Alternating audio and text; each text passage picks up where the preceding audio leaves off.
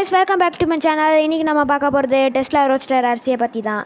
நான் வீடியோ போட்டு கொஞ்ச நாள் ஆகும். காரணம் என்னென்னா ஸ்கூல் ரீஓப்பன் பண்ணிட்டாங்க, அதனால தான் வீடியோ போடல. நான் இனிமேட்டு கண்டினியூஸாக வீடியோ போட ட்ரை பண்ணுறேன். So guys welcome back to my channel. இன்றைக்கி நம்ம பார்க்க போகிறது டெஸ்லா ரோட்ஸ்டர் பற்றி தான். இவரோட பேர் ரெட்டு. இவர் என்னோடய பெட்டு தான். ஆக்சுவலாக பார்த்தீங்கன்னா நான் உங்களுக்கு ப்ரூஃப் பண்ணுறதுக்கு ஒரு சில ஆக்ஷன்ஸ் இருக்குது, நான் அதை காமிக்கிறேன். ரெட் நிஞ்சா முன்னாடி போ, பின்னாடி வா, சைடில் போ, பேக் வா,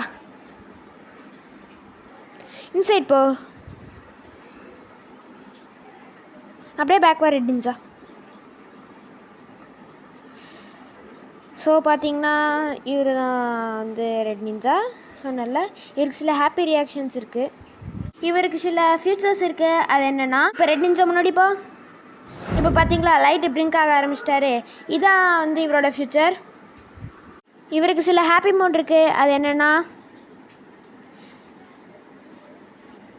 இதான் பார்த்தீங்களா இந்த டயர் திருப்புறாரு, இப்போ ஃப்ரண்ட் அண்ட் பேக் போவார். பார்த்தீங்களா, இதே தான் இதுதான் இவரோட ஹாப்பி மோட். நான் இவரை வாங்கி ஒரு கிட்டத்தட்ட 1 month தான் ஆகுது. இவரோட டாப் ஸ்பீடு பார்த்தீங்கன்னா 35 to 40.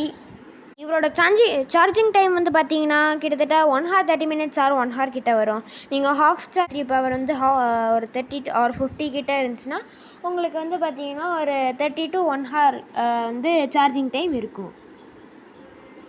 இவர் கூட விளையாடுறதுக்கு ரொம்ப ஃபன்னாக இருக்கும், அதனால் நீங்கள் ஜாலியாக விளையாடலாம்.